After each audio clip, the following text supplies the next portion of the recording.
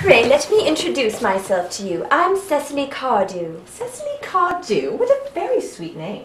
Something tells me we are going to be great friends. I like you already, more than I can say. My first impressions of people are never wrong. How nice of you to like me so much after we've known each other such a comparatively short time. Pray, sit down. I may call you Cecily, may I not? With pleasure. And you will always call me Gwendolen, won't you? If you wish. Then it is all quite settled, is it not? I hope so.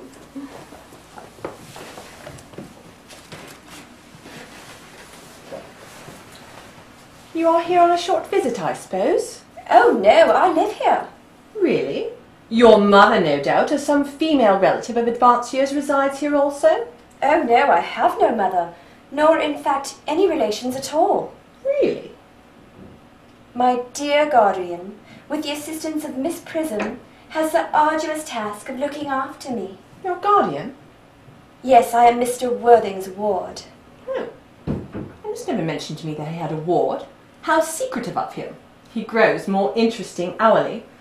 I'm not sure, however, that the news inspires me with feelings of unmixed delight. I like you, Cecily. I've liked you ever since I met you. But I am bound to state, now that I know that you are Mr. Worthing's ward, I can't help expressing a wish that you were, well, just a little older than you appear to be, and not quite so very alluring in appearance. In fact, if I may speak candidly... Pray do. I always feel when one has something unpleasant to say, one should be quite candid. Well, to speak with perfect candour, Cecily, I wish that you were fully 42 and more than usually plain for your age. Ernest has an upright nature, but even men of the noblest possible moral character are extremely susceptible to the influence of the physical charms of others. I beg your pardon, Gwendolen. Did you say Ernest? Yes. It is not Mr. Ernest Worthing who is my guardian. It is his brother, his elder brother. Ernest never mentioned to me that he had a brother. I'm afraid to say they have not been on good terms for quite some time. Ah, that accounts for it. And now that I think of it, I have never heard any man mention his brother. The subject seems distasteful to most men. Cecily, you have lifted a load from my mind. I was growing almost anxious. Of course, you are quite certain that it is not Mr. Ernest Worthing who is your guardian? Quite sure. In fact, I am going to be his. I beg your pardon?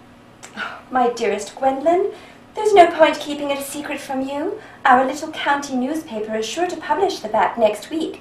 Mr. Ernest Worthing and I are engaged to be married. My darling Cecily, I think there must be some slight error, for Ernest proposed to me yesterday afternoon at 5:30. The announcement will appear in the Morning Post Saturday at the latest. You must be under some misconception, for Ernest proposed to me about 10 minutes ago.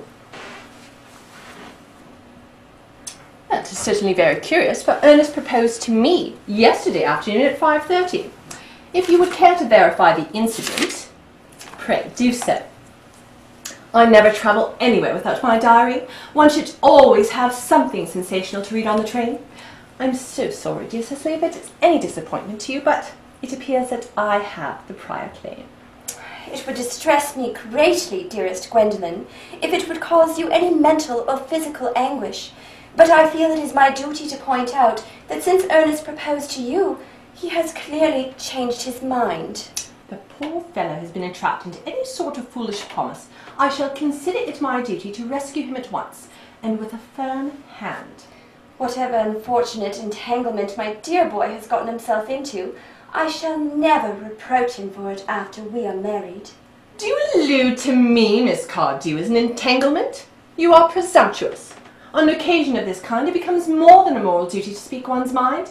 It becomes a pleasure. Do you suggest, Miss Fairfax, that I entrapped Ernest into an engagement with me? How dare you? This is no time for wearing the shallow mask of manners. When I see a spade, I call it a spade. I'm glad to say that I have never seen a spade. Obviously, our social spheres have been widely different. Are there many interesting walks in the vicinity, Miss Cardew? Oh yes, from the top of one of the hills one can see 5 counties. 5 counties? I don't think I should like that. I hate crowds. I suppose that is why you live in town? Quite a well-kept garden this is, Miss Cardew. So glad you like it, Miss Fairfax. I had no idea there were any flowers in the country. Oh, flowers are as common here as people are in London. Personally, I can't understand how anybody manages to live in the country if anybody who is anybody does. The country always bores me to death. Ah, this is what they call agricultural depression, is it not? I understand the aristocracy suffers from it greatly just at present. In fact, I've heard it's rather an epidemic amongst them. Do you care for tea, Miss Fairfax? Thank you. Detestable girl, but I require tea. Sugar? No, thank you. Sugar is not fashionable anymore. Cake or bread and butter? Bread and butter, please. And cake is rarely seen in the best houses nowadays. There you are, Miss Fairfax.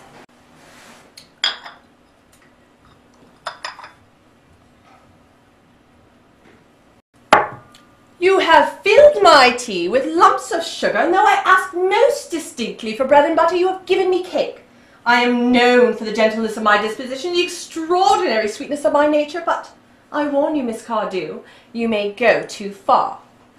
To protect my poor, innocent, trusting boy from the machinations of any other girl, there are no lengths to which I would not go. From the moment I saw you, I mistrusted you. I felt you were false and deceitful. I am never deceived in such matters. My first impressions of people are invariably right. It would seem to me, Miss Fairfax, that I am trespassing on your valuable time. You've no doubt many other calls of a similar nature to make in the neighbourhood.